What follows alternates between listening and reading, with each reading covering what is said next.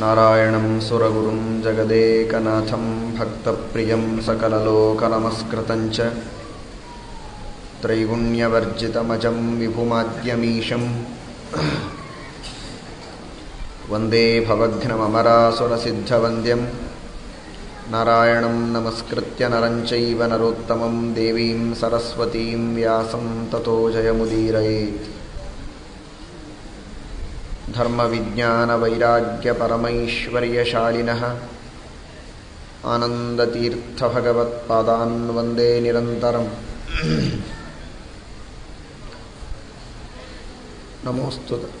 ನಮೋಸ್ತು ತಾತ್ವಿಕಾ ದೇವಾಃ ವಿಷ್ಣುಭಕ್ತಿಪರಾಯಣಾಃ ಧರ್ಮಮಾರ್ಗೇ ಪ್ರೇರಯಂತು ಭವಂತಃ ಸರ್ವ ಏವ ಹಿ. Naomi ನ್ಯಾಯಸುಧಾದಿಕೃಜ್ಜಯಮುನೀನ್ ಶ್ರೀಪಾದರಾಟ್ ಸನ್ಮಣೀನ್ ವ್ಯಾಸಾರ್ಯಾನ್ ವಿವಿಧಾಗಮಾಬ್ಧಿವಿಹರಾನ್ ಶ್ರೀವಾದಿರಾಜಾನಪಿ Vande ಹಂಸವರಾನ್ ರಘುತ್ತಮಗುರೂನ್ ವೈದಗ್ಧ್ಯವಾರಾಂ ನಿಧೀನ್ Shri ಸತ್ಯೋವ್ರತರಾಘವೇಂದ್ರ ಮುನಿಪಾನ್ ಸದ್ಬೋಧಸಧ್ಯಾನಪಾನ್ ಸತ್ಯಾಭಿಜ್ಞಕರಾಬ್ಜೋತ್ಥಾನ್ ಪಂಚಾಶದ್ವರ್ಷಪೂಜಕಾನ್ ಸತ್ಯಪ್ರಮೋದತೀರ್ಥಾರ್ಯಾನ್ Naomi ನ್ಯಾಯಸುಧಾರತಾನ್. Shri ಗುರುಭ್ಯೋ ನಮಃ. ಹರಿ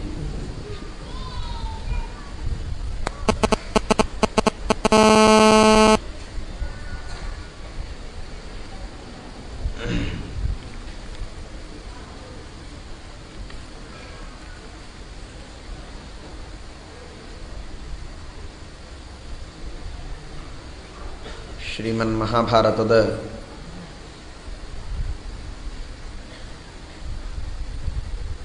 ದಿವ್ಯವಾದ ಸಂದೇಶಗಳನ್ನು ಪ್ರತಿಯೊಂದು ಪರ್ವಗಳಲ್ಲಿಯೂ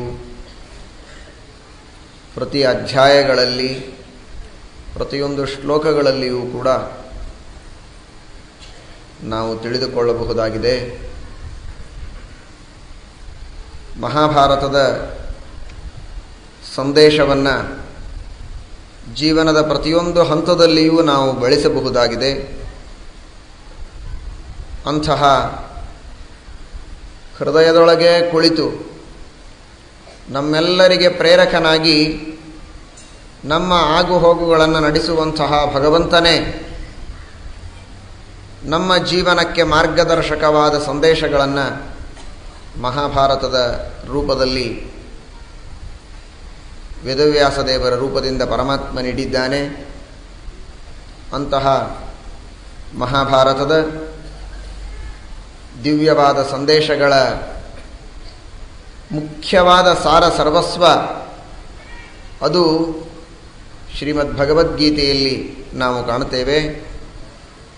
ಶ್ರೀಮದ್ ಆನಂದತೀರ್ಥ ಭಗವತ್ಪಾದಾಚಾರ್ಯರು ಭಗವದ್ಗೀತೆಯನ್ನು ಭಾರತ ಪಾರಿಜಾತ ಮಧುಭೂತಾಂ ಎಂಬುದಾಗಿ ಕರೆದಿದ್ದಾರೆ. ಶ್ರೀಮನ್ ಮಹಾಭಾರತ ಇದು ಪಾರಿಜಾತ ವೃಕ್ಷದಂತೆ ಇದ್ದರೆ ಮಹಾಭಾರತದ ತುಂಬೆಲ್ಲ ರಸ ಇದ್ದರೂ ಕೂಡ ಆ ರಸದ ಆವಿಷ್ಕಾರ ಆದದ್ದು ಆ ಮಹಾಭಾರತದ ಸಾರದಂತೆ ಇರತಕ್ಕಂತಹ ಭಗವದ್ಗೀತೆಯಲ್ಲಿ. ಅದು ಪಾರಿಜಾತದೊಳಗಿನ ಜೇನು ಇದ್ದ ಹಾಗೆ.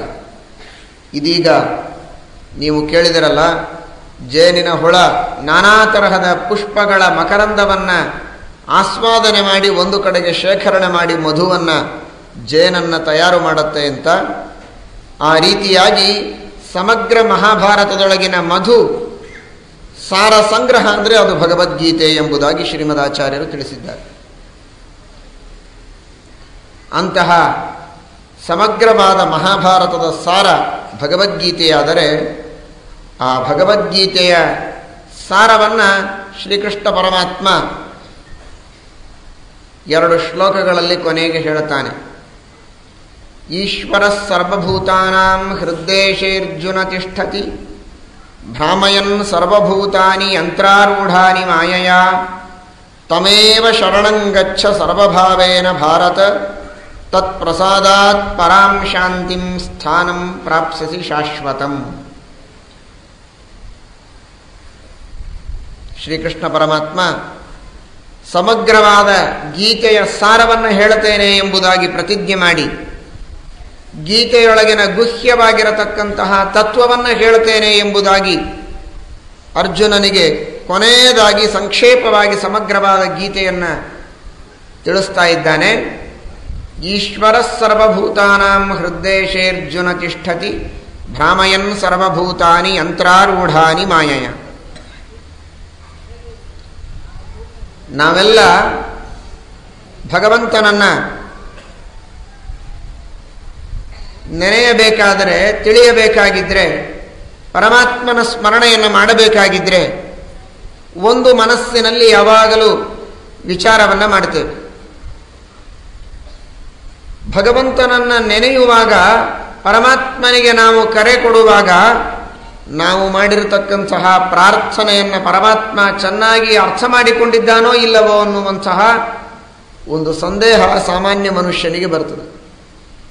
ನಾವು ಮಾಡಿದ ಪ್ರಾರ್ಥನೆ ದೇವರಿಗೆ ಕೇಳಿಸಿದೆಯೋ, ತಿಳಿದಿದೆಯೋ, ಅರ್ಥವಾಗಿದೆಯೋ, ನಾನು ಮಾಡಿದಂತಹ ಪ್ರಾರ್ಥನೆ ಎಷ್ಟು ಭಕ್ತಿಯಿಂದ ಮಾಡಿದರೂ ಕೂಡ, ಎಷ್ಟು ಬಾರಿ ಪ್ರಾರ್ಥನೆ ಮಾಡಿದರೂ ಕೂಡ ನನಗೆ ಯಾಕೆ ಇನ್ನೂ ಫಲ ಸಿಕ್ಕಿಲ್ಲ, ಪ್ರಾಯ ನನ್ನ ಪ್ರಾರ್ಥನೆ ಭಗವಂತನಿಗೆ ಮುಟ್ಟಿರಲಿಕ್ಕಿಲ್ಲ, ಅವನಿಗೆ ಅರ್ಥವಾಗಿರಲಿಕ್ಕಿಲ್ಲ ಅಂತ ತಿಳಿತಾನೆ. ಅದಕ್ಕೆ ಕೃಷ್ಣ ಅಂದ, ಈಶ್ವರ ಸರ್ವಭೂತಾನಾಂ ಹೃದ್ದೇಶೇ ಅರ್ಜುನ ತಿಷ್ಠತಿ ಭ್ರಾಮಯನ್ ಸರ್ವಭೂತಾನಿ ಯಂತ್ರಾರೂಢಾನಿ ಮಾಯಯ. ಪ್ರತಿಯೊಬ್ಬರ ಹೃದಯ ಮಂದಿರದಲ್ಲಿಯೇ ವಾಸ ಮಾಡುವಂತಹ ಭಗವಂತ ನಾವು ಮಾಡುವ ಪ್ರಾರ್ಥನೆಗಳನ್ನು ಒಳಗೆ ನಿಂತು ಮಾಡಿಸುವವನೇ ಅವನಾದಾಗ ನಾವು ಮಾಡಿದ ಪ್ರಾರ್ಥನೆ ಅವನಿಗೆ ತಿಳಿದಿಲ್ಲ, ಗೊತ್ತಾಗಿಲ್ಲ ಅಂತ ತಿಳಿಯಬೇಡಿ. ಎಲ್ಲವೂ ಅವನಿಗೆ ಗೊತ್ತು, ಅವನಿಗೆ ಚೆನ್ನಾಗಿ ಅರ್ಥವಾಗುತ್ತೆ. ಸರ್ವಜ್ಞನಾದ ಪ್ರಭುವಿಗೆ ಅರ್ಥವಾಗದೇ ಇದ್ದುದಿಲ್ಲ. ಸರ್ವಪ್ರೇರಕನಾದ ಭಗವಂತನಿಗೆ ನಾವು ಮಾಡಿದ್ದು ಕೇಳಿಸಿಲ್ಲ ಅಂತಲ್ಲ. ಹಾಗಾದರೆ ಭ್ರಾಮಯನ್ ಸರ್ವಭೂತಾನಿ ಯಂತ್ರಾರೂಢಾನಿ ಮಾಯಯ, ಎಲ್ಲ ಜೀವರಾಶಿಗಳನ್ನು ಯಂತ್ರಾರೂಢಾನಿ, ಈ ದೇಹವೆಂಬ ಯಂತ್ರದಲ್ಲಿ ಈ ಜೀವರಾಶಿಗಳನ್ನು ಕೂಡಿಸಿ ಸಂಸಾರದ ಚಕ್ರದಲ್ಲಿ ಭ್ರಾಮಯನ್ ಓಡಾಡಿಸ್ತಾ ಇದ್ದಾನೆ. ಯಾಕೆ ಅಂದರೆ ನಾವು ಮಾಡಿದಂತಹ ಕರ್ಮಗಳನ್ನು ನೋಡಿ. ನಾವು ಪ್ರಾರ್ಥನೆಯನ್ನು ಮಾಡಿದ ಮಾತ್ರಕ್ಕೆ ದೇವರು ತಕ್ಷಣಕ್ಕೆ ಫಲವನ್ನು ಕೊಡಬೇಕು ಅಂತಲ್ಲ. ನಮ್ಮ ಇಚ್ಛೆಗೆ ಬಂದಿದೆ ಅಂದ ಮಾತ್ರಕ್ಕೆ ಪರಮಾತ್ಮ ಅದನ್ನು ಪೂರ್ಣ ಮಾಡಬೇಕು ಅಂತಲ್ಲ. ಪ್ರಾರ್ಥನೆ ಮಾಡಿದ ಮಾತ್ರಕ್ಕೆ ಫಲ ಸಿಗುವುದಿಲ್ಲ, ಬೇಡಿಕೆಯನ್ನು ಸಲ್ಲಿಸಿದ ಮಾತ್ರಕ್ಕೆ ಫಲ ಸಿಗುವುದಿಲ್ಲ. ಅದಕ್ಕೆ ಅರ್ಹತೆ ಇದೆಯೇ ಅಂತ ವಿಚಾರ ಮಾಡ್ತಾರೆ. ಸರ್ಕಾರದಲ್ಲಿ ಬೇರೆ ಬೇರೆ ಆಫೀಸುಗಳಲ್ಲಿ ಸಾವಿರಾರು ಅಪ್ಲಿಕೇಶನ್ಸ್ ಬಂದು ಬೀಳುತ್ತೆ, ಎಲ್ಲವನ್ನೂ ಸ್ಯಾಂಕ್ಷನ್ ಮಾಡುವುದಿಲ್ಲ. ಯಾರು ಅಪ್ಲಿಕೇಶನ್ ಹಾಕಿದ್ದಾರೆ ಅವರಿಗೆ ಇದನ್ನು ಕೇಳುವುದಕ್ಕೆ ಅರ್ಹತೆ ಇದೆಯೇ ಅಂತ ವಿಚಾರ ಮಾಡ್ತಾರೆ. ಅರ್ಹತೆ ಇದೆ ಅಂತ ಖಾತ್ರಿಯಾದರೆ ಮಾತ್ರ ಅದಕ್ಕೆ ತಮ್ಮ ಒಪ್ಪಿಗೆಯನ್ನು ಕೊಡ್ತಾರೆ, ಇಲ್ಲದೇ ಇದ್ರೆ ಇಲ್ಲ. ಅಥವಾ ಅಂಗಡಿಯಲ್ಲಿ ಹೋಗಿ ನನಗೆ ನೂರಾರು ಪದಾರ್ಥಗಳನ್ನು ಬೇಕು ಅಂತ ಯಾದಿ ಕೊಟ್ಟ ಮಾತ್ರಕ್ಕೆ ಪದಾರ್ಥಗಳನ್ನು ಕೊಡುವುದಿಲ್ಲ. ಆ ಯಾದಿಯನ್ನು ಕೊಟ್ಟಂತಹ ವ್ಯಕ್ತಿಯನ್ನು ನೋಡ್ತಾರೆ, ಇವನಿಗೆ ಇಷ್ಟೆಲ್ಲ ಹಣ ಕೊಟ್ಟು ತೆಗೆದುಕೊಳ್ಳುವ ಯೋಗ್ಯತೆ ಇದೆಯೋ ಇಲ್ಲವೋ ಅಂತ ವಿಚಾರ ಮಾಡ್ತಾರೆ. ಉಟ್ಕೊಳ್ಳಿಕ್ಕೆ ಸರಿಯಾದ ಬಟ್ಟೆ ಇಲ್ಲ, ಹೊರಕು ಚಿಂದಿ ಉಟ್ಕೊಂಡಿದ್ದಾನೆ, ಗತಿ ಇಲ್ಲ ತನಗೆ. ಅಂತಹ ಒಬ್ಬ ಭಿಕ್ಷುಕ ಬಂದು ಒಳ್ಳೆ ಬಂಗಾರದ ಅಂಗಡಿಗೆ ಹೋಗಿ ಇಂತಿಂತಹ ಪದಾರ್ಥಗಳೆಲ್ಲ ನನಗೆ ಬೇಕು ಅಂತ ಹೇಳಿದರೆ ಅದನ್ನು ಕೇಳುವ ಸ್ಥಿತಿಯಲ್ಲಿರ್ತಾರೋ ಅಥವಾ ಒಳಗೆ ಸೇರಿಸದೆ ಗೆಟೌಟ್ ಅಂತಾರೋ? ಅವನನ್ನು ನೋಡಿದರೇನೆ ಇವನಿಗೆ ಅರ್ಹತೆ ಇಲ್ಲ ಅಂತ ಗೊತ್ತಾಗತ್ತೆ. ಇವನಿಗೆ ಈ ಅಂಗಡಿಯಲ್ಲಿ ಪ್ರವೇಶ ಮಾಡಿ ಈ ತರಹದ ಬೆಲೆ ಬಾಳುವ ಪದಾರ್ಥಗಳನ್ನು ತೆಗೆದುಕೊಳ್ಳುವ ಯೋಗ್ಯತೆಯೇ ಇಲ್ಲದೆ ಇವನಿಷ್ಟೆಲ್ಲ ಲಿಸ್ಟ್ ಮಾಡಿಕೊಟ್ರೆ ಏನು ಪ್ರಯೋಜನ? ಇವನು ಮೋಸ ಮಾಡ್ತಾನೆ, ಹುಚ್ಚ ಇದ್ದಾನೆ ಅಂತ ಹೇಳಿ ಅವನನ್ನು ಹೊರಗೆ ಕಳಿಸ್ತಾರೆ ಅಷ್ಟೇ ಹೊರತು ಅವನಿಗೆ ಬೆಲೆ ಕೊಡುವುದಿಲ್ಲ. ಬೆಲೆ ಕೊಡುವ ಯೋಗ್ಯತೆ ಇದ್ದವನು ಒಳಗೆ ಬಂದರೆ ಮಾತ್ರ ಬೆಲೆ ಕೊಡ್ತಾರೆ. ಈ ಪದಾರ್ಥಗಳ ಬೆಲೆ ಕಟ್ಟುವ ಯೋಗ್ಯತೆ ಇಲ್ಲದೆ ಇದ್ದವನು ಬಂದರೆ ಅವನಿಗೆ ಬೆಲೆ ಇಲ್ಲ. ಅದರಂತೆ ನಾವೆಲ್ಲ ಎದರೊಳಗೆ ಬಹಳ ಶೂರರಾಗಿದ್ದೇವೆ ಅಂದರೆ ದೇವರ ಎದುರಿಗೆ ಯಾದಿಯನ್ನು ಮಾಡಿ ಒಯ್ದು ಇಡಲಿಕ್ಕೆ ಶೂರರಾಗಿದ್ದೇವೆ, ಸಮರ್ಥರಾಗಿದ್ದೇವೆ. ಆದರೆ ಅದಕ್ಕೆ ಬೇಕಾದ ಅರ್ಹತೆಯನ್ನು ಪಡೆದುಕೊಳ್ಳುವುದರಲ್ಲಿ ಸಮರ್ಥರಿಲ್ಲ. ನೂರಾರು ಬೇಡಿಕೆಗಳನ್ನು ದೇವರ ಎದುರಿಗೆ ಸಲ್ಲಿಸ್ತೇವೆ. ಆದರೆ ದೇವರು ಯಾಕೆ ಕೇಳಬೇಕು? ಹೇಗೆ ನಾವು ಒಂದು ಅಂಗಡಿಯಲ್ಲಿ ಪದಾರ್ಥಗಳನ್ನು ತೆಗೆದುಕೊಳ್ಳಬೇಕಾದರೆ ಹಣ ಇದು ನಮ್ಮಲ್ಲಿಯ ಅರ್ಹತೆ. ಅದಕ್ಕೆ ತಕ್ಕ ಹಣ ಇದ್ದರೆ ನಾವು ಅರ್ಹರು, ಇಲ್ಲದೇ ಇದ್ದರೆ ಇಲ್ಲ. ಅದರಂತೆ ಭಗವಂತನ ಎದುರಿನಲ್ಲಿ ನಾವು ಪ್ರಾರ್ಥನೆಯನ್ನು ಸಲ್ಲಿಸಬೇಕಾಗಿದ್ದರೆ ಪುಣ್ಯ ಇದು ನಮ್ಮಲ್ಲಿರುವ ಅರ್ಹತೆ, ಸಾಧನೆ ಇದು ನಮ್ಮಲ್ಲಿರುವ ಅರ್ಹತೆ.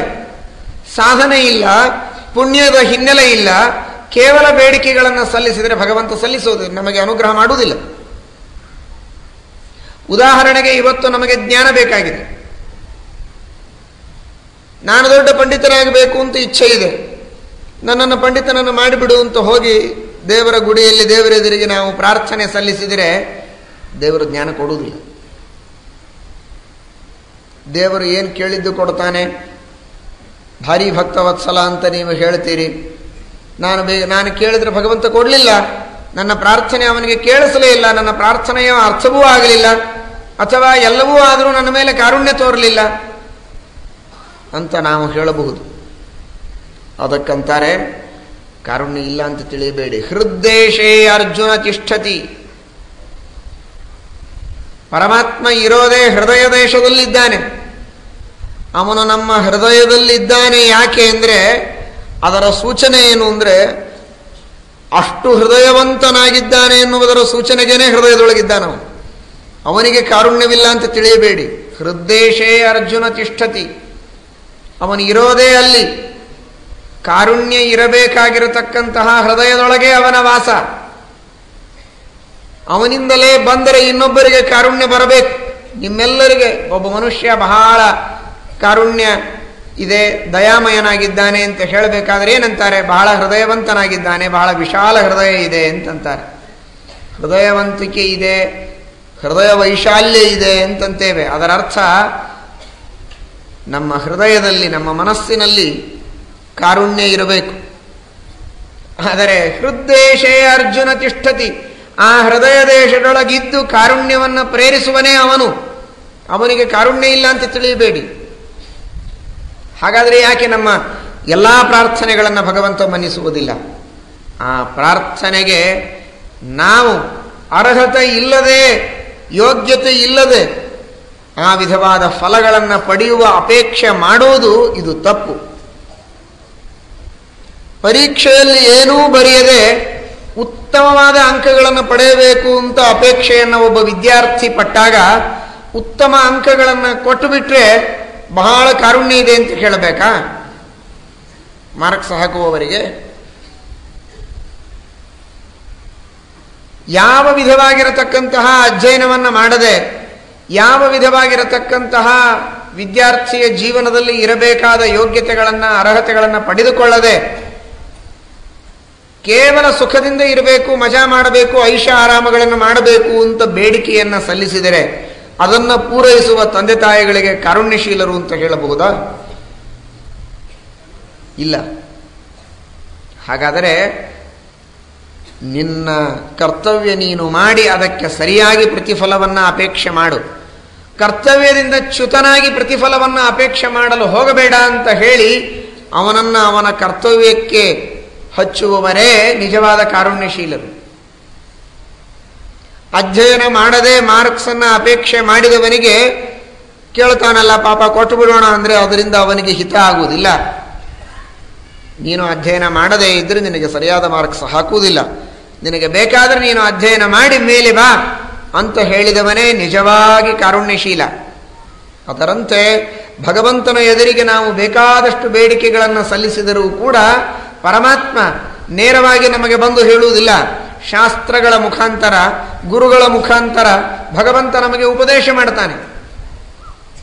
ನೋಡು, ಇಂತಿಂತಹ ರೀತಿಯಲ್ಲಿ ನೀನು ಬಾಳಬೇಕು ಅಂತ ನಿನಗೆ ಅಪೇಕ್ಷೆ ಇದ್ರೆ ಇಷ್ಟಿಷ್ಟೆಲ್ಲ ಸಾಧನೆಗಳಿವೆ, ಅವುಗಳನ್ನು ಮಾಡಿ ನೀನು ಅಪೇಕ್ಷೆ ಪಡು. ಸಾಧನೆಗಳನ್ನು ಮಾಡದೆ ಕೇವಲ ಪ್ರತಿಫಲದ ಅಪೇಕ್ಷೆಯನ್ನು ಮಾಡಬೇಡ. ಅದರಿಂದ ನಿನಗೆ ಪ್ರತಿಫಲಗಳನ್ನು ಕೊಡುವುದಿಲ್ಲ. ಜ್ಞಾನ ಬೇಕಲ್ಲ ನಿನಗೆ, ಬರೀ ಕೈ ಮುಗಿದು ನನಗೆ ಈ ವಿದ್ಯಾಬುದ್ಧಿ ಕೊಡು ಅಂತ ಇಷ್ಟೇ ಕೇಳಬೇಡ. ಕೇಳು, ಪ್ರಾರ್ಥನೆಯನ್ನು ಮಾಡು, ಅದರ ತಕ್ಕಂತೆ ಸಾಧನೆ ಮಾಡು. ವಿದ್ಯೆ ಬೇಕು ಅಂತಾದರೆ ಅದಕ್ಕೆ ತಕ್ಕಂತೆ ಎರಡು ವಿಧವಾದಂಥದ್ದು. ಒಂದು ನಿನ್ನ ಪ್ರಯತ್ನ, ಜೊತೆಗೆ ಇನ್ನೊಂದು ಭಗವದ್ ಆರಾಧನೆ. ಬರೀ ಬೇಡಿಕೆಯಲ್ಲ. ವಾಯುಸ್ತುತಿ ಪಾರಾಯಣ ಮಾಡು, ಭಕ್ತಿಯಿಂದ ವಾಯುಸ್ತುತಿಯನ್ನು ಪಠನ ಮಾಡು, ವಿಷ್ಣು ಸಹಸ್ರನಾಮದ ಪಠನ ಮಾಡು, ಗಾಯತ್ರಿಯ ಜಪ ಮಾಡು, ಚೆನ್ನಾಗಿ ಭಕ್ತಿಯಿಂದ ಜಪ ಮಾಡು. ಗಾಯತ್ರಿಯ ಜಪವನ್ನು ಮಾಡತಕ್ಕಂತಹ ಅಧಿಕಾರವನ್ನು ಪಡೆದುಕೊಂಡಂತಹ ಉಪನೀತನಾಗಿರತಕ್ಕಂತಹ ವ್ಯಕ್ತಿ ಗಾಯತ್ರಿಯ ಜಪವನ್ನು ಭಕ್ತಿಯಿಂದ ಶ್ರದ್ಧೆಯಿಂದ ಮಾಡಿದರೆ ಭಗವಂತ ಅವಶ್ಯವಾಗಿ ಬುದ್ಧಿಯನ್ನು ಕೊಡ್ತಾನೆ, ಸ್ಮರಣ ಶಕ್ತಿಯನ್ನು ಕೊಡ್ತಾನೆ. ಮೊನ್ನೆ ಗಾಯತ್ರಿಯ ಬಗ್ಗೆ ಏನೋ ಅಲ್ಲದ ಸಲ್ಲದ ಮಾತುಗಳನ್ನು ವೃತ್ತಪತ್ರಿಕೆಯಲ್ಲಿ ಪ್ರಕಾಶನಗೊಳಿಸಿದರು. ಗಾಯತ್ರಿಯನ್ನು ಮಾಡಿದವರಿಗೆ ಯಾರಿಗೇನಾಗಿದೆ, ಯಾಕೆ ಗಾಯತ್ರಿಯನ್ನು ಮಾಡಬೇಕು ಅಂತ. ಇವತ್ತು ಇಲ್ಲಿ ಕುಳಿತಂತಹ ವ್ಯಕ್ತಿಗಳಲ್ಲೇನೆ ಬೇಕಾದಷ್ಟು ಜನ ಎದ್ದು ನಿಂತು ಹೇಳಲಿಕ್ಕೆ ಸಿದ್ಧರಾಗಿದ್ದಾರೆ. 24 ಕೋಟಿ ಗಾಯತ್ರಿಯ ಜಪದ ಯಜ್ಞವನ್ನು ಮಾಡಿಸಬೇಕು ಅಂತ ಪ್ರಾರಂಭ ಮಾಡಿದಾಗ ಊರೂರುಗಳಲ್ಲಿ ಅನೇಕ ಜನ ಗಾಯತ್ರಿ ಮಂತ್ರದ ಜಪವನ್ನು ಲಕ್ಷ ಜಪಗಳನ್ನು ಮಾಡಿದರು. ಆ ಎಲ್ಲ ಜಪಗಳನ್ನು ಮಾಡಿರತಕ್ಕಂತಹ ವ್ಯಕ್ತಿಗಳಲ್ಲಿ ಇಲ್ಲಿ ಅನೇಕ ಜನ ಇದ್ದಾರೆ, 100 ಜನ ಇದ್ದಾರೆ, ಬೇರೆ ಬೇರೆ ಊರುಗಳಲ್ಲಿ ಮಾಡಿದಂಥವರು. ಅವರೆಲ್ಲ ತಮ್ಮ ತಮ್ಮ ಅನುಭವಗಳನ್ನು ಬರೆದಿದ್ದಾರೆ ತಮ್ಮ ತಮ್ಮ ಪತ್ರಗಳಲ್ಲಿ. ಪ್ರಾಚೀನರು, ಋಷಿಗಳು, ಮಹರ್ಷಿಗಳು, ಜ್ಞಾನಿಗಳು ಅವರ ದೃಷ್ಟಾಂತಗಳನ್ನು ಪ್ರತ್ಯೇಕವಾಗಿ ತಿಳಿಯೋಣ. ತಮ್ಮ ತಮ್ಮ ಯೋಗ್ಯತೆಗೆ ತಕ್ಕಂತೆ ತಮಗೆ ಇರುವ ಸಾಮಾನ್ಯವಾದ ಶ್ರದ್ಧೆಯಿಂದ ಭಕ್ತಿಯಿಂದ ಜಪವನ್ನು ಮಾಡಿದವರಿಗೇನೆ ಮನಸ್ಸಿನಲ್ಲಿ ಆಗಿರತಕ್ಕಂತಹ ಅಪಾರವಾಗಿರತಕ್ಕಂತಹ ವ್ಯತ್ಯಾಸ, ಅದರಿಂದ ಆಗಿರತಕ್ಕಂತಹ ಅತಿ ದೊಡ್ಡ ಲಾಭ ಅನೇಕ ಜನರ ಸಾಕ್ಷಿ ಸಿದ್ಧವಾದದ್ದು, ಅನುಭವ ಸಿದ್ಧವಾದದ್ದು. ಸ್ಮರಣ ಶಕ್ತಿ ಬೆಳೀತದೆ, ಉತ್ತಮವಾದಂತಹ ಸದ್ವಿಚಾರಗಳು ಪ್ರಾರಂಭವಾಗ್ತದೆ, ಪಾಠ ಪ್ರವಚನ ಮಾಡಬೇಕು ಅನ್ನುವಂತಹ ಶ್ರದ್ಧೆ ಬರುತ್ತದೆ, ಮಾನಸಿಕವಾದ ಅನೇಕ ವಿಧವಾದ ಕಲಹಗಳೆಲ್ಲ ದೂರವಾಗುತ್ತೆ, ಮನುಷ್ಯನ ವಿಚಾರಧಾರೆಯೇ ಬದಲಾಗುತ್ತೆ. ಇಷ್ಟು ಅದ್ಭುತವಾಗಿರತಕ್ಕಂತಹ ಶಕ್ತಿ ಅತಿ ಅಲ್ಪವಾದ ಶ್ರದ್ಧೆಯಿಂದ ಅತ್ಯಲ್ಪ ಜ್ಞಾನಪೂರ್ವಕವಾಗಿ ಮಾಡಿದವರಿಗೇನೇ ಆದದ್ದು ಕಂಡಿದೆ 100 ಊರುಗಳಲ್ಲಿ. ಯಾವ ವ್ಯಕ್ತಿ ಅಖಂಡವಾಗಿ ದೂರದರ್ಶನವನ್ನು ನೋಡ್ತಾ ಇದ್ದ ಅಂತಹ ವ್ಯಕ್ತಿ ಏನೋ ಒಂದು ಅರ್ಧ ಗಂಟೆ ಸಾಯಂಕಾಲ ನೋಡುವಂತಹ ಸ್ಥಿತಿಗೆ ಬಂದ.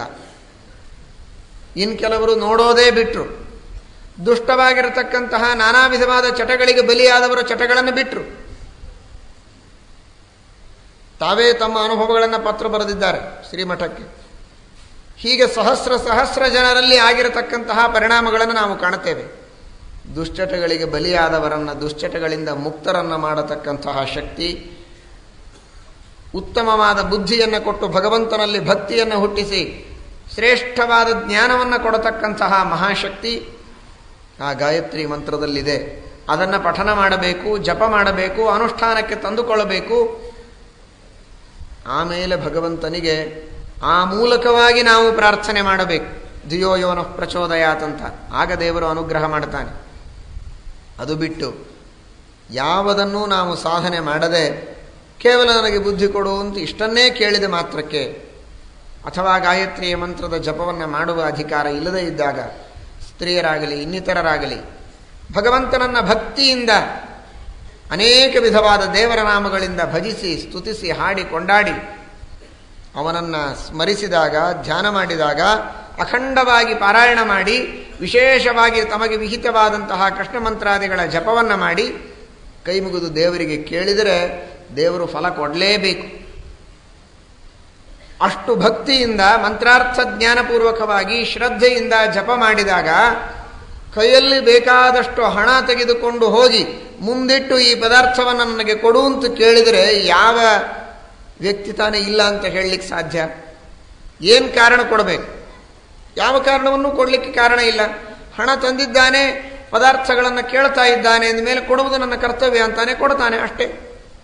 ಹಾಗೆ ನಾವು ಪುಣ್ಯವನ್ನು ಸಂಪಾದನೆ ಮಾಡಿ ಆ ಪುಣ್ಯಕ್ಕೆ ಪ್ರತಿಫಲವಾಗಿ ಭಗವದ್ ಅನುಗ್ರಹವನ್ನು ಯಾಚನೆ ಮಾಡಿದರೆ ದೇವರು ಅವಶ್ಯವಾಗಿ ಕೊಡ್ತಾನೆ. ಹೊರತು ನಮ್ಮ ಪ್ರಾರ್ಥನೆ ಅವನಿಗೆ ಕೇಳಿಸಿಲ್ಲ ಅಂತ ಬಿಡೋದಿಲ್ಲ ಅಂತ ತಿಳ್ಕೋಬೇಡಿ. ಅರ್ಹತೆ ಇಲ್ಲ ಅಂತ ಬಿಟ್ಟಿರ್ತಾನೆ. ಈಶ್ವರ ಸರ್ವಭೂತಾನ ಹೃದ್ದೇಶೇ ಅರ್ಜುನ ತಿಷ್ಠತಿ. ಆದರೆ ಮಾಯೆಯ ಭ್ರಾಮಯನ್, ಬೇಕು ಅಂತ ತನ್ನ ಇಚ್ಛೆಯಿಂದಲೇ ನಮ್ಮನ್ನು ಸುತ್ತಾಡಿಸ್ತಾ ಇರ್ತಾನೆ ಅಷ್ಟೇ. ಅದು ಇಚ್ಛಾಪೂರ್ವಕವಾಗಿ ಅಜ್ಞಾನಪೂರ್ವಕವಾಗಿ ಅಲ್ಲ. ಎಷ್ಟು ಜೀವರಾಶಿಗಳು, ಅನಂತಾನಂತ ಜೀವರಾಶಿಗಳಿದ್ದಾರೆ. ಅಷ್ಟೆಲ್ಲ ಜೀವರಾಶಿಗಳು ಮಾಡಿರತಕ್ಕಂತಹ ಕರ್ಮಗಳನ್ನು ತಿಳಿದುಕೊಂಡು ಅವುಗಳಿಗೆಲ್ಲ ಫಲವನ್ನು ಕೊಡುವುದಕ್ಕೆ ಎಲ್ಲಿ ಆಗಬೇಕು? ಅಷ್ಟೆಲ್ಲ ಮಾಡುವುದರೊಳಗೆ ಕೆಲವು ಮರೆತಿರಬೇಕು ಪಾಪ. ಅದರೊಳಗೆ ನಾನೊಬ್ಬ ಸೇರಿಕೊಂಡಿರಬೇಕು ಅಂತ ತಿಳಿಯಬಾರದು. ಮಾಯೆಯ ಅಂತಾನೆ ಕೃಷ್ಣ ಪರಮಾತ್ಮ. ಭ್ರಾಮಯನ್ ಸರ್ವಭೂತಾನಿ ಯಂತ್ರಾರೂಢಾನಿ ಮಾಯೆಯನ್. ನನ್ನ ಇಚ್ಛೆಯಿಂದ ಬುದ್ಧಿಪೂರ್ವಕವಾಗಿ ನಾನು ಮಾಡ್ತೇನೆ. ಮಾಯಾ ಅನ್ನುವ ಶಬ್ದಕ್ಕೆ ಇಚ್ಛೆ ಅಂತ ಅರ್ಥ ಇದೆ. ಮಹಾಮಾಯೇತ್ಯವಿದ್ಯೇತಿ ಪ್ರಕೃತಿ ಮೋಹಿನೀತಿ ಚ ತವೇಚ್ಛಾನಂತ ಕಥ್ಯತೆ. ಭಗವಂತ ತನ್ನ ಇಚ್ಛೆಯಿಂದ ಬುದ್ಧಿಪೂರ್ವಕವಾಗಿ ಅವರವರ ಯೋಗ್ಯತೆಗೆ ತಕ್ಕಂತೆ ಮಾಡ್ತಾನೆ. ಅವರವರ ಕರ್ಮಗಳನ್ನು ನೋಡಿ ಮಾಡ್ತಾನೆ, ಹೊರತು ಹಾಗೆ ಮಾಡುವುದಿಲ್ಲ.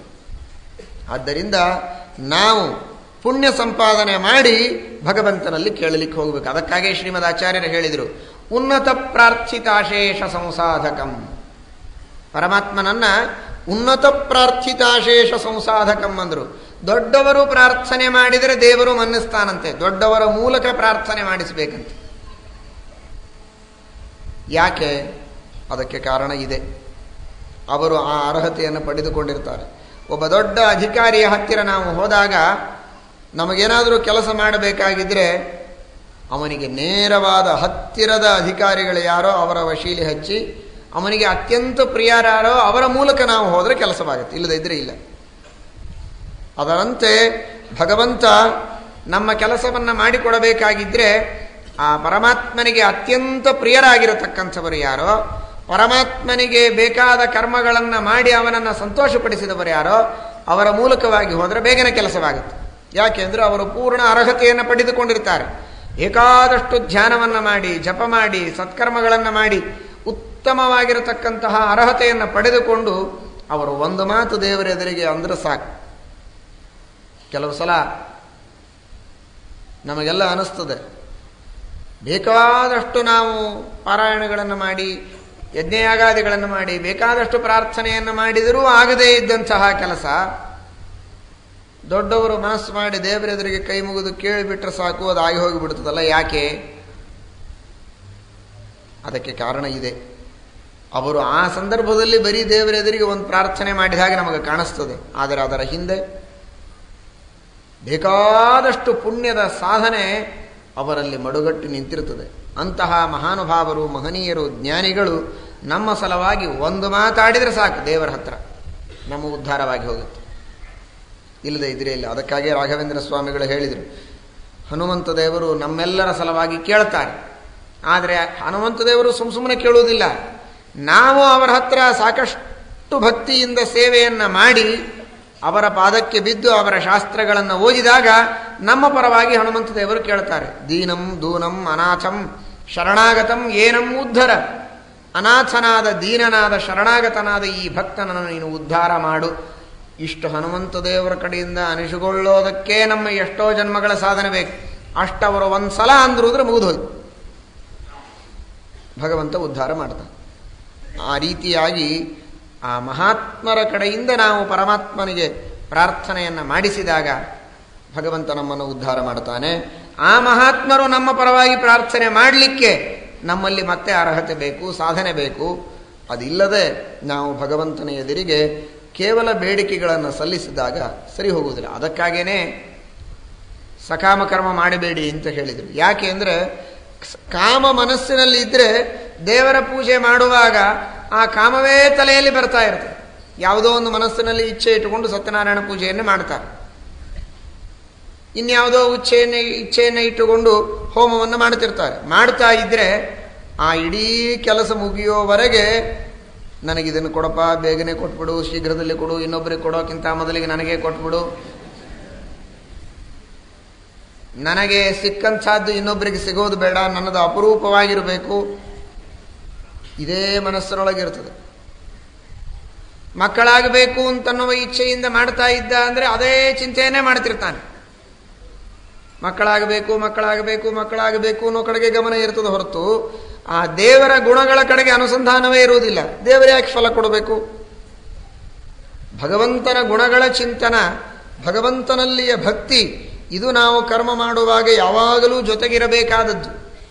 ಅದಕ್ಕಾಗಿ ಕೃಷ್ಣ ಪರಮಾತ್ಮ ಭಗವದ್ಗೀತೆಯಲ್ಲಿ ಹೇಳುವಾಗ ಉಳಿದದ್ದನ್ನೆಲ್ಲ ಹೇಳಿದ. ಬ್ರಹ್ಮಾರ್ಪಣಂ ಬ್ರಹ್ಮಹವಿಹಿ ಬ್ರಹ್ಮಾಗ್ನೌ ಅಂತೆಲ್ಲ ಹೇಳ್ತಾ ಬ್ರಹ್ಮ ಕರ್ಮ ಸಮಾಧಿನ ಅಂತ ಹೇಳಿದ. ಹವಿಸ್ಸು ಭಗವದಧೀನ, ಅರ್ಪಣ ಭಗವದಧೀನ, ಕರ್ತ ಭಗವದಧೀನ ಅಂತ ಹೇಳಿ ಕರ್ಮವೂ ಭಗವದಧೀನ ಅಂತ ಹೇಳಬೇಕಾಗಿತ್ತು. ಆದರೆ ಕರ್ಮ ಭಗವದಧೀನ ಅಂತ ಹೇಳಿ ಸಮಾಧಿಯೂ ಭಗವದಧೀನ ಅಂತ ಪ್ರತ್ಯೇಕವಾಗಿ ಹೇಳಿಲ್ಲ. ಸಮಾಧಿನ ಸಹಿತಂ ಕರ್ಮ ಭಗವದಧೀನಂ ಅಂದ. ಹೀಗ್ಯಾಕೆ ಬರದ ಅಂದರೆ ರಾಘವೇಂದ್ರ ಸ್ವಾಮಿಗಳು ಅದಕ್ಕೆ ಅರ್ಥ ಬರೀತಾರೆ. ಕರ್ಮ ಇದು ಸಮಾಧಿ ಇಲ್ಲದೆ ಮಾಡಲೇಬಾರದು. ಅರ್ಥಾತ್ ಭಗವದ್ಧ್ಯಾನರಹಿತವಾದ, ಭಗವದನುಸಂಧಾನ ರಹಿತವಾದ ಕರ್ಮ ಇರಲೇಬಾರದು. ಅವೆರಡೂ ಯಾವಾಗಲೂ ಜೊತೆಗೇ ಇರಬೇಕು. ಯಾವಾಗಲೂ ಜೊತೆಗೇ ಇರಬೇಕು ಅನ್ನುವುದನ್ನು ಸೂಚನೆ ಮಾಡುವುದಕ್ಕಾಗಿ ದೇವರು ಅದನ್ನು ಹವಿಸ್ಸನ್ನ, ಕರ್ತೃವನ್ನ, ಉಳಿದದ್ದನ್ನ ಬಿಡಿಬಿಡಿಯಾಗಿ ಹೇಳಿದ. ಆದರೆ ಧ್ಯಾನವನ್ನು ಮಾತ್ರ ಒಂದೇ ಶಬ್ದದಲ್ಲಿ, ಅರ್ಥಾತ್ ಅದಕ್ಕೆ ಪ್ರತ್ಯೇಕವಾಗಿ ಬ್ರಹ್ಮ ಶಬ್ದವನ್ನು ಇಡದೆ ಸಮಾಧಿನ ಸಹಿತಂಕರ್ಮ ಬ್ರಹ್ಮಾಧೀನಂ ಅಂತ ಹೇಳಿದ. ಯಾವಾಗಲೂ ಧ್ಯಾನಪೂರ್ವಕವಾಗಿ ಅನುಸಂಧಾನಪೂರ್ವಕವಾಗಿ ಕರ್ಮಗಳನ್ನು ನಾವು ಮಾಡಿದರೆ ಆ ವಿಧವಾದ ಕರ್ಮದಿಂದ ಫಲ ಬರ್ತದೆ ಹೊರತು ಆ ಕಾಮನೆಯ ಚಿಂತೆಯೇ ಮನಸ್ಸಿನೊಳಗಿದ್ದು ನಾವು ಕರ್ಮ ಮಾಡಿದರೆ, ಅದು ಕೆಲವರದೆಲ್ಲ ಕಥೆ ಹೇಳ್ತಾರಲ್ಲ, ಮಕ್ಕಳಾಗಿಲ್ಲ ಏನಿಲ್ಲ, ಇನ್ನೂ ಪೂಜೆ ಮಾಡ್ತಾ ಇದ್ದಾನೆ, ಸತ್ಯನಾರಾಯಣ ಪೂಜೆ ಮಾಡ್ತಾ ಇದ್ದಾನೆ, ಹೋಮ ಮಾಡ್ತಾ ಇದ್ದಾನೆ, ಜಪ ಮಾಡ್ತಾ ಇದ್ದಾನೆ, ಆಗಲೇ ವಿಚಾರ ಮಕ್ಕಳಾದ ಹಾಗೆ, ತಾನು ಆಟಾಡಿಸಿದ ಹಾಗೆ, ಆ ಮಗು ಯಾವುದಕ್ಕಾಗಿಯೋ ಅತ್ತಂತೆ, ಹೆಂಡತಿ ಕೊಡದೇ ಇದ್ದಂತೆ, ತಾನು ಅವಳನ್ನು ಬೈದಂತೆ, ಇದೆಲ್ಲ ವಿಚಾರ ಮಾಡ್ತಾ ಕುಳಿತಿದ್ದಂತೆ ಒಬ್ಬ ವ್ಯಕ್ತಿ. ಹೀಗೆ ಯಾವುದೋ ವಿಚಾರದಲ್ಲಿ ಇವನು ಕರ್ಮ ಮಾಡಿದರೆ ದೇವರು ಯಾಕೆ ಫಲ ಕೊಡಬೇಕು ಹೇಳಿ? ಅದಕ್ಕಾಗಿ ಆ ವಿಧವಾದ ಕರ್ಮದ ಹಿನ್ನೆಲೆಯಲ್ಲಿ ಸಮಾಧಿ, ಧ್ಯಾನ ಇದು ಇಲ್ಲದೇ ಇದ್ದರೆ ಅವನದೇ ಸಮಾಧಿ ಆಗತ್ತಷ್ಟೆ. ಮಾಡಿದ ಕರ್ಮ ಎಲ್ಲ ವ್ಯರ್ಥವಾಗುತ್ತೆ. ಆ ರೀತಿಯಾದ ಅನುಸಂಧಾನ ರಹಿತವಾಗಿರತಕ್ಕಂತಹ ಕರ್ಮವನ್ನು ನಾವು ಮಾಡಬೇಕಾಗತ್ತೆ ಕಾಮದ ಒತ್ತಡ ಇದ್ದರೆ. ಅದಿಲ್ಲದೆ ಕೇವಲ ಭಗವದ್ ಅನುಗ್ರಹದ ಕಾಮನೆಯಿಂದ ನಾವು ಕರ್ಮಗಳನ್ನು ಮಾಡ್ತಾ ಇದ್ದರೆ ನಮ್ಮ ಮನಸ್ಸು ನಿಜವಾಗಿ ಭಗವಂತನ ಕಡೆಗೆ ಹೋಗುತ್ತೆ. ಆಗ ನಮಗೆ ಸಿಗಬೇಕಾದದ್ದು ಸಿಗತ್ತೆ. ಅಡಿಗೆಯನ್ನು ಮಾಡ್ತಾ ಇರುವಾಗ ಆ ಅಡಿಗೆ ಮಾಡತಕ್ಕಂತಹ ವ್ಯಕ್ತಿಗೆ ಹಣದ ಬಗ್ಗೆ ಗಮನ ಇರಬಾರ್ದು. ಬರೀ ನಾನು ಹಣ ಪಡೆದುಕೊಳ್ಬೇಕು, ಈ ಅಡಿಗೆಗೆ ನನಗಿಷ್ಟು ಹಣ ಕೊಡುತ್ತಾರೆ, ನಾನಿಷ್ಟು ಹಠ ಮಾಡಿ ಇಸ್ಕೊಳ್ಬೇಕು, ಏನೇನೋ ಚಿಂತೆ ಮಾಡ್ತಾ ಅವನು ಅಡಿಗೆ ಮಾಡ್ತಾ ಇದ್ದ ಅಂದರೆ ದುಡ್ಡಿನ ಕಡೆಗೇ ಗಮನ ಇತ್ತು ಅಂತಾದರೆ, ಇನ್ನೇನೋ ವಿಚಾರ ಮಾಡ್ತಾ ಮಾಡಿದೆ ಅಂದರೆ ಅಡಿಗೆ ಕೆಡಿಸಿಬಿಡ್ತಾನೆ. ಅಡಿಗೆ ಕೆಡಿಸಿದ ಅಂದರೆ ಬರೋ ದುಡ್ಡು ಹೋಗಿಬಿಡ್ತದೆ. ಅಡಿಗೆ ಚೆನ್ನಾಗಿ ಆಗಬೇಕು,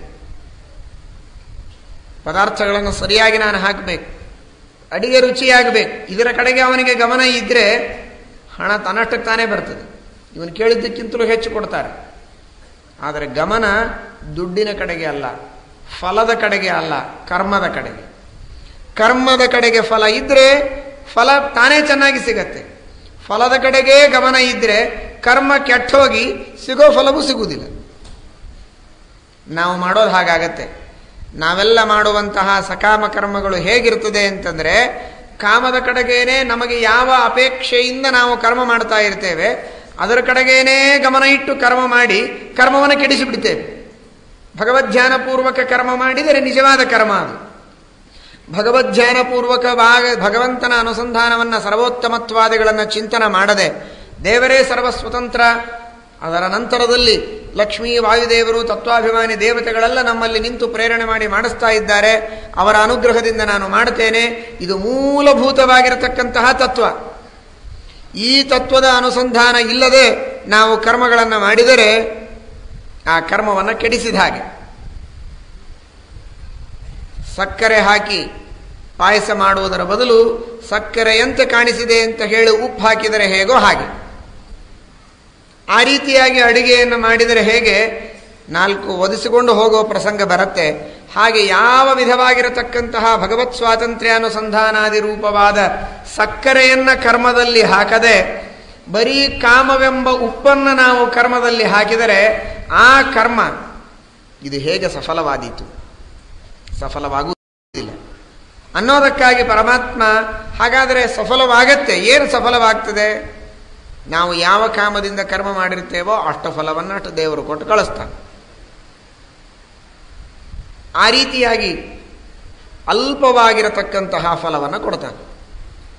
ಅಕ್ಕಿಯ ಪಾಯಸವನ್ನು ಮಾಡುವುದಕ್ಕೋಸ್ಕರವಾಗಿ ಸಕ್ಕರೆ ಹಾಕದೆ ಉಪ್ಪು ಹಾಕಿ ಇದು ಪಾಯಸ ಅಲ್ಲ ಗಂಜಿ ಆಗಿದೆ ತಿನ್ನಿ ಅಂತ ಹೇಳಿದರೆ ನಿಜವಾದ ಲಾಭ ಏನಾಗಬೇಕಾಗಿತ್ತು? ಖೀರಾಗಬೇಕಾಗಿತ್ತು. ಅದಾಗಲಿಲ್ಲ. ಯಾವುದೋ ಗಂಜಿ ಅಂತ ಹೆಸರಿಟ್ಟು ಅದನ್ನು ತಿಂದು ಎದ್ದು ಹೋಗಬೇಕಾಯ್ತು ಅಷ್ಟೇ. ಅದರಂತೆ ನಾವು ಈ ಕರ್ಮದಿಂದ ಪಡೆಯಬೇಕಾಗಿರತಕ್ಕಂತಹ ಮುಖ್ಯವಾದ ಫಲ ಅದು ಮೋಕ್ಷ. ಅದು ಭಗವತ್ ಸ್ವಾತಂತ್ರ್ಯಾನುಸಂಧಾನ, ಭಗವಂತನ ಸರ್ವೋತ್ತಮತ್ವಾನುಸಂಧಾನ, ಕೇವಲ ಭಗವದ್ ಅನುಗ್ರಹವಾದ ಅಪೇಕ್ಷೆಯನ್ನು ಮಾತ್ರ ಮಾಡಿ ನಾವು ಕರ್ಮಗಳನ್ನು ಮಾಡಿದರೆ ಅದು ಫಲ ಸಿಗುವುದು ತಾನೇ ಸಿಗತ್ತೆ.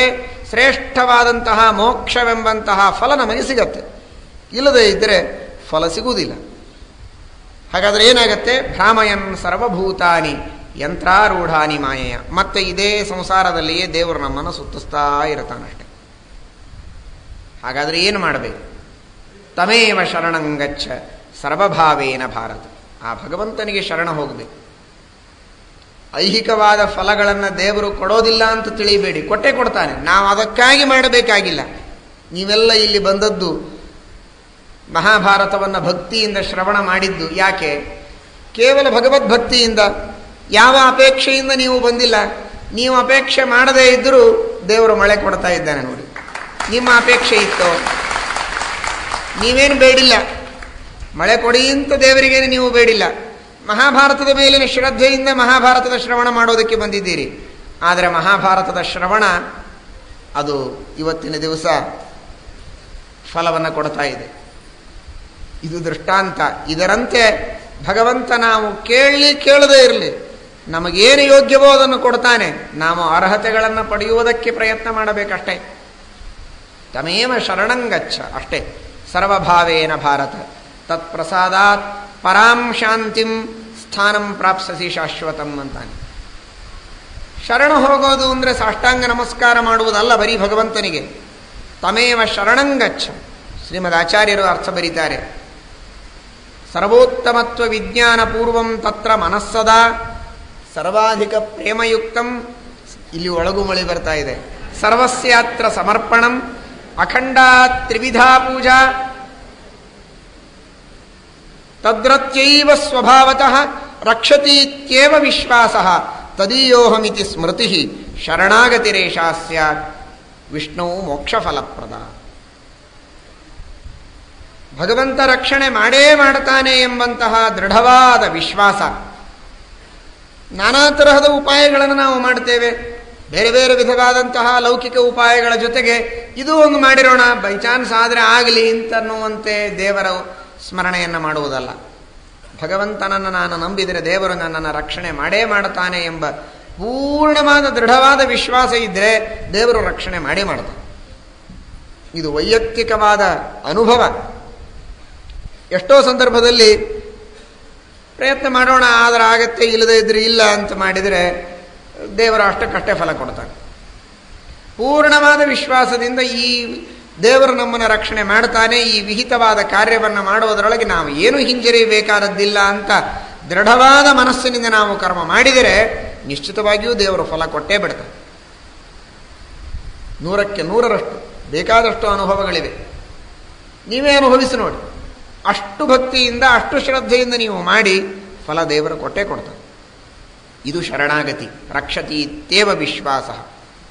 ಆ ವಿಶ್ವಾಸ ಮನಸ್ಸಿನಲ್ಲಿ ಗಟ್ಟಿಯಾಗಿತ್ತು ಅಂತಾದರೆ ಭಗವಂತ ರಕ್ಷಣೆ ಮಾಡ್ತಾನೆ, ಅನುಗ್ರಹ ಮಾಡ್ತಾನೆ. ಇದರಂತೆ ಸರ್ವೋತ್ತಮತ್ವ ವಿಜ್ಞಾನಪೂರ್ವಂ ತತ್ರ ಮನಸ್ಸದ. ಆ ಭಗವಂತನ ಸರ್ವೋತ್ತಮತ್ವವನ್ನು ತಿಳಿದು ಅವನಲ್ಲಿ ಮನಸ್ಸಿಡಬೇಕು. ದೈಹಿಕವಾಗಿಯೂ ವಾಚಿಕವಾಗಿಯೂ ಮಾನಸಿಕವಾಗಿಯೂ ಮಾಡುವ ಎಲ್ಲ ವಿಹಿತವಾದ ಕರ್ಮಗಳನ್ನು ಪೂಜಾ ರೂಪದಲ್ಲಿ ಸಮರ್ಪಣೆ ಮಾಡಬೇಕು. ಮಾನಸಿಕವಾಗಿ ಮಾಡುವ ಭಗವದ್ಧ್ಯಾನ, ಅಥವಾ ಇನ್ನಿತರ ಅನೇಕ ವಿಧವಾಗಿರತಕ್ಕಂತಹ ಸದ್ಭಾವನೆಗಳು, ಪರೋಪಕಾರ ಮಾಡಬೇಕು, ದೊಡ್ಡವರಲ್ಲಿ ಭಕ್ತಿ ಮಾಡಬೇಕು, ದೇವತೆಗಳಲ್ಲಿ ಶ್ರದ್ಧೆ ಮಾಡಬೇಕು, ಈ ವಿಧವಾದ ಸದ್ಭಾವನೆಗಳು ಮಾತಿನಿಂದ ಮಾಡುವ ಸ್ತೋತ್ರ, ಪ್ರವಚನ, ಪಾಠ, ಪಾರಾಯಣ ಹಾಗೂ ದೇಹದಿಂದ ಮಾಡತಕ್ಕಂತಹ ಭಗವಂತನ ಇನ್ನಿತರ ಪೂಜಾದಿ ಕರ್ಮಗಳು, ಯಜ್ಞಯಾಗಾದಿಗಳು, ಇವುಗಳೆಲ್ಲವನ್ನೂ ಕೂಡ ತಪ್ಪದೇ ನೆನಪಿನಿಂದ ಭಗವಂತನಿಗೆ ಸಮರ್ಪಣೆ ಮಾಡಬೇಕು. ಇದು ಶರಣಾಗತಿ ಅಂತನಿಸಿಕೊಳ್ಳುತ್ತದೆ. ಇಂತಹ ಶರಣಾಗತಿಯನ್ನು ಯಾರು ಮಾಡ್ತಾರೋ ಅವರಿಗೆ ಭಗವಂತ ಮೋಕ್ಷವನ್ನು ಕೊಡ್ತಾನೆ ಎಂಬುದಾಗಿ ಕೃಷ್ಣ ಪರಮಾತ್ಮ ಹೇಳ್ತಾನೆ. ಇದು ಬಹಳ ಸುಲಭ ಅಂತ ಅನ್ನಿಸ್ತದೆ. ಮಾಡಿದ ಪ್ರತಿಯೊಂದು ಕರ್ಮಗಳನ್ನು ನಾವು ದೇವರಿಗೆ ಸಮರ್ಪಣೆ ಮಾಡಬೇಕು ಅನ್ನುವಂತಹ ಒಂದು ಮಾತೇನು ಉಂಟಲ್ಲ, ಈ ಹಂತವನ್ನು ನಾವು ಮುಟ್ಟೋದಕ್ಕೆ ಎಷ್ಟು ಜನ್ಮಗಳನ್ನು ಕಳೆಯಬೇಕಾಗುತ್ತೋ ಗೊತ್ತಿಲ್ಲ. ಆದರೆ ಅದಕ್ಕಾಗಿ ಸತತವಾಗಿ ಪ್ರಯತ್ನಶೀಲರಾದರೆ ಆ ಸಾಧನೆಯನ್ನು ನಾವು ಮಾಡಲಿಕ್ಕಾಗತ್ತೆ. ಇಲ್ಲದೇ ಇದ್ದರೆ ಅವರನ್ನು ತ್ರೈವಿದ್ಯರು ಅಂತ ಕರೀತಾರೆ ಶ್ರೀಮದಾಚಾರ್ಯರು. ಕೇವಲ ಸತ್ಕರ್ಮಗಳನ್ನು ಮಾಡಿ ಆದಾವಂತೇಚ ಮಧ್ಯೇಚ ವಿಷ್ಣು ಸ್ಮರಣವನ್ನು ಮಾಡದೆ ಭಗವಂತನಿಗೆ ಸಮರ್ಪಣೆ ಮಾಡದೆ ನಾವು ಹಾಗೆ ಬಿಟ್ಟು ಬಿಟ್ಟರೆ ಅದು ತ್ರೈವಿದ್ಯರು ಅಂತಾರೆ. ಕೇವಲ ಸ್ವರ್ಗಾದಿಗಳಾಗತ್ತೆ ಅಷ್ಟೇ, ಅವರಿಗೆ ಮೋಕ್ಷ ಆಗುವುದಿಲ್ಲ. ಅಂತಹ ಮೋಕ್ಷವನ್ನು ನಾವು ಪಡೆಯಬೇಕಾಗಿದ್ದರೆ ಶರಣಾಗತಿಯನ್ನು ಮಾಡಲೇಬೇಕು. ಅದರಿಂದಲೇ ಭಗವಂತ ನಮಗೆ ಮೋಕ್ಷವನ್ನು ಕೊಡ್ತಾನೆ. ಆ ವಿಧವಾಗಿರತಕ್ಕಂತಹ ಶರಣಾಗತಿಯನ್ನು ಮಾಡಿ ವಿಹಿತವಾದ ಯಜ್ಞದಾನ ತಪಸ್ಸುಗಳನ್ನು ಅನುಷ್ಠಾನ ಮಾಡಿದಾಗ ನಾವು ನಿಜವಾಗಿ ಭಗವದ್ಗೀತೆಯ ಸಂದೇಶವನ್ನು ಪರಿಪಾಲನೆ ಮಾಡದಂತೆ ಆಗುತ್ತೆ. ಇದೇ ಗೀತೆಯ ಸಾರ, ಇದೇ ಗೀತೆಯ ರಹಸ್ಯ ಎಂಬುದಾಗಿ ಶ್ರೀಕೃಷ್ಣ ಪರಮಾತ್ಮ ಭಗವದ್ಗೀತೆಯ ಉಪದೇಶವನ್ನು ಅರ್ಜುನನಿಗೆ ಮಾಡಿ ಉಪಸಂಹಾರವನ್ನು ಮಾಡ್ತಾ ಇದ್ದಾನೆ. ಈ ರೀತಿಯಾದ ಸಂದೇಶವನ್ನು ನಾವು ತಿಳಿದುಕೊಂಡು ನಮಗೆ ವಿಹಿತವಾದಂತಹ ಯಜ್ಞವನ್ನು, ದಾನವನ್ನು, ತಪಸ್ಸನ್ನು, ಬ್ರಹ್ಮಚರ್ಯವನ್ನು, ವ್ರತನೇಮ ಉಪವಾಸಾದಿಗಳನ್ನು ಮಾಡಿ ಅದನ್ನು ಭಗವಂತನ ಪೂಜಾರೂಪವಾಗಿ ಸಮರ್ಪಣೆ ಮಾಡಬೇಕು ಎಂಬುದಾಗಿ ತಿಳಿದು ಇವತ್ತಿನ 2 ಮಾತುಗಳನ್ನು ಮುಗಿಸೋಣ. ಶ್ರೀಕೃಷ್ಣ. ದೇವರ ಇಚ್ಛೆ ಇರಲಿಲ್ಲ, ಇವನಿಗೆ ಇಚ್ಛೆ ಮಾಡಿಸಬೇಕು, ಇಷ್ಟೇ ದೇವರ ಇಚ್ಛೆ ಇತ್ತು, ಅದು ಪೂರ್ಣ ಆಯಿತು. ನಾವು ಇಚ್ಛೆ ಮಾಡಿದ್ವಲ್ಲ, ನಾವು ಇಚ್ಛೆ ಮಾಡಿಬಿಟ್ರೆ ಇವನ ಕಡೆಯಿಂದ ಇಚ್ಛೆ ಮಾಡಿಸಬೇಕು ಅನ್ನುವಂತಹ ಇಚ್ಛೆ ಏನು ದೇವರಿಗಿತ್ತೋ ಆ ಇಚ್ಛೆ ಪೂರ್ಣ ಆದಾಗಾಯ್ತು. ಉದಾಹರಣೆಗೆ ಇಬ್ಬರಿರ್ತಾರೆ, ಸುಮ್ಮನೆ ತಿಳಿದುಕೊಳ್ಳಿ, ದೃಷ್ಟಾಂತಕ್ಕೆ ಹೇಳ್ತೇನೆ. ಇಬ್ಬರಿರ್ತಾರೆ, ಇಬ್ಬರೂ ಕೂಡ ಮತ್ತೆ ಇಲ್ಲಿ ಈ ಪಂದ್ಯದಲ್ಲಿ ಭಾಗವಹಿಸಬೇಕು ಅಂತ ಇಚ್ಛೆ ಇರ್ತದೆ. ಒಬ್ಬನಿಗೆ ಗೆಲುವು ಕೊಡಬೇಕು, ಇನ್ನೊಬ್ಬನಿಗೆ ಸೋಲು ಕೊಡಬೇಕು ಅಂತ ಒಬ್ಬನಿಗೆ ಇಚ್ಛೆ ಇರ್ತದೆ. ಆ ಪಂದ್ಯದಲ್ಲಿ ಭಾಗವಹಿಸಬೇಕು ಅಂತ ಇಚ್ಛೆ ಇದೆ, ಆದರೆ ಅವನು ಗೆಲ್ಲಬೇಕು ಅಂತ ಇಚ್ಛೆ ಇಲ್ಲ. ಉದಾಹರಣೆಗೆ ದ್ರೋಣಾಚಾರ್ಯರಿಗೆ ಅರ್ಜುನ ಹಾಗೂ ಇನ್ನೊಬ್ಬ, ಇವರಿಬ್ಬರೂ ಪಂದ್ಯದಲ್ಲಿ ಭಾಗವಹಿಸಲಿ, ಅರ್ಜುನ ಗೆಲ್ಲಲಿ. ಏನ್ರಿ ದ್ರೋಣಾಚಾರ್ಯರ ಶಿಷ್ಯರೇ ಮತ್ತು ದ್ರೋಣಾಚಾರ್ಯರೇ ವಿದ್ಯೆ ಕೊಟ್ಟದ್ದು, ಆದರೂ ಕೂಡ ಇವನು ಸೋತ ಅಂದರೆ ಅದು ದ್ರೋಣಾಚಾರ್ಯ ಸೋತಾಗೆ ಆಯ್ತಲ್ಲ. ಅಂದರೆ ದ್ರೋಣಾಚಾರ್ಯರು ಇಬ್ಬರಿಗೂ ವಿದ್ಯೆಯನ್ನು ಕೊಟ್ಟಿದ್ದರೂ ಕೂಡ 3 ಲೋಕಕ್ಕೆ ಏಕೈಕ ಧನುರ್ಧಾರಿ ಅಂತ ಪ್ರಸಿದ್ಧನಾಗಿ ಗೆಲ್ಲಬೇಕು ಅಂತ ಇಚ್ಛೆ ಮಾಡಿದ್ದು ಅರ್ಜುನನ ಬಗ್ಗೆ ಮಾತ್ರ, ಇನ್ನೊಬ್ಬನ ಬಗ್ಗೆ ಮಾತ್ರ ಅಲ್ಲ. ವಿದ್ಯೆ ಇಬ್ಬರೂ ಕಲಿಯಲಿ, ಅರ್ಜುನ ಗೆಲ್ಲಲಿ ಅಂತೇ ದ್ರೋಣಾಚಾರ್ಯರ ಇಚ್ಛೆ. ಇಬ್ಬರೂ ಗೆಲ್ಲಲಿ ಎಂಬ ಇಚ್ಛೆಯಿಂದ ಅವರು ಪ್ರಯತ್ನ ಮಾಡಿದ್ದಾಗ ಒಬ್ಬನು ಗೆಲ್ಲದೇ ಇದ್ದರೆ ಅವರು ಸೋತಾಗಿ. ಸುಮ್ಮನೆ ದೃಷ್ಟಾಂತಕ್ಕೆ. ಹಾಗೆ ಇಬ್ಬರು ವ್ಯಕ್ತಿಗಳಿದ್ದಾರೆ, ಇಬ್ಬರೂ ಇಚ್ಛೆ ಮಾಡ್ತಾರೆ, ಒಬ್ಬನ ಇಚ್ಛೆ ಪೂರ್ಣವಾಗುತ್ತೆ, ಇನ್ನೊಬ್ಬರದು ಪೂರ್ಣ ಆಗುವುದಿಲ್ಲ. ಈ ಸಂದರ್ಭದಲ್ಲಿ ದೇವರ ಇಚ್ಛೆ ಏನಿದೆ ಅಂತ ತಿಳಿಯಬೇಕು ಅಂದರೆ ಇವರಿಬ್ಬರೂ ಇಚ್ಛೆ ಮಾಡಲಿ ಅಂತ ದೇವರ ಇಚ್ಛೆ ಅಷ್ಟೇ. ಆದರೆ ಇವನ ಇಚ್ಛೆ ಪೂರ್ಣವಾಗಲಿ, ಇವನ ಇಚ್ಛೆ ಪೂರ್ಣವಾಗುವುದು ಬೇಡ ಅಂತ ಮತ್ತೊಂದು ದೇವರ ಇಚ್ಛೆ. ಹೀಗಿರುವಾಗ ದೇವರ ಇಚ್ಛೆ ಅಪೂರ್ಣವಾದಂತೆ ಅಲ್ಲ, ದೇವರ ಇಚ್ಛೆ ಪೂರ್ಣವಾದಂತೇನೆ. ಹಾಗಾದರೆ ಹರಿಚಿತ್ತಕ್ಕೆ ಅನುಗುಣವಾದ ಇಚ್ಛೆ ನಮ್ಮದಿದ್ದಾಗ ಮಾತ್ರ ನಮ್ಮ ಇಚ್ಛೆ ಪರಿಪೂರ್ಣವಾಗುತ್ತೆ. ಯಾವ ಹರಿಚಿತ್ತಕ್ಕೆ ಯಾವ ಇಚ್ಛೆ ಪೂರ್ಣವಾಗಲಿ ಅಂತ ದೇವರ ಇಚ್ಛೆ ಮಾಡಿರ್ತಾನಲ್ಲ, ಅಂಥ ಇಚ್ಛೆ ನಾವು ಮಾಡಬೇಕು. ಬರೀ ಇವನು ಇಚ್ಛೆ ಮಾಡಲಿ ಅಂತ ಇಷ್ಟೇ ದೇವರ ಇಚ್ಛೆ ಮಾಡಿರ್ತಾನಲ್ಲ, ಆ ಇಚ್ಛೆ ನಾವು ಮಾಡಿಬಿಟ್ರೆ ಫೇಲ್ ಆಗಿಬಿಡುತ್ತೆ. ಇದು ಯಾವಾಗರಿಗೆ ಗೊತ್ತಾಗೋದು ಅಂದರೆ ಇದು ಈಗ ಗೊತ್ತಾಗೋದೇ ಇಲ್ಲ. ಇದು ಮೋಕ್ಷದಲ್ಲೇ ಗೊತ್ತಾಗೋದು. ಕಾಮೇ ನಮೇ ಕಾಮ ಆಗಾತ್. ಭಗವದಿಚ್ಛೆ ಏನಿದೆ ನಮಗೀಗ ಅರ್ಥನೇ ಆಗುವುದಿಲ್ಲ. ಆದ್ದರಿಂದ ನಾವು ಭಗವದಿಚ್ಛೆಗೆ ಅನುಗುಣವಾಗಿ ಕೆಲವು ಸಲ ಮಾಡ್ತೇವೆ, ಪಾಸ್ ಆಗ್ತೇವೆ, ಇಲ್ಲದೇ ಇದ್ರೆ ಫೇಲ್ ಆಗ್ತೇವೆ. ಈಗ ನನಗೆ ಮಾತಾಡಬೇಕು ಅಂತ ಇಚ್ಛೆ ಇದೆ, ನಾನು ಮಾತಾಡ್ತಾ ಇದ್ದೇನೆ, ಹಾಗಾದರೆ ಹೀಗೆ ದೇವರಿಗೆ ಇಚ್ಛೆ ಇದೆ ಅಂತ ಅರ್ಥ. ನಾನು ಇಚ್ಛೆ ಮಾಡಿದೆ, ಅದು ಪರಿಪೂರ್ಣವಾಗಲಿಲ್ಲ, ನಾನು ದೇವರ ಇಚ್ಛೆಗೆ ಅನುಗುಣವಾಗಿ ಮಾಡಿಲ್ಲ ಅಂತ ಅನುಮಾನದಿಂದ ತಿಳಿಯಬೇಕೇ ಹೊರತು ದೇವರ ಇಚ್ಛೆ ನಮ್ಮ ಅನುಭವಕ್ಕೆ ಬರುವುದಿಲ್ಲ.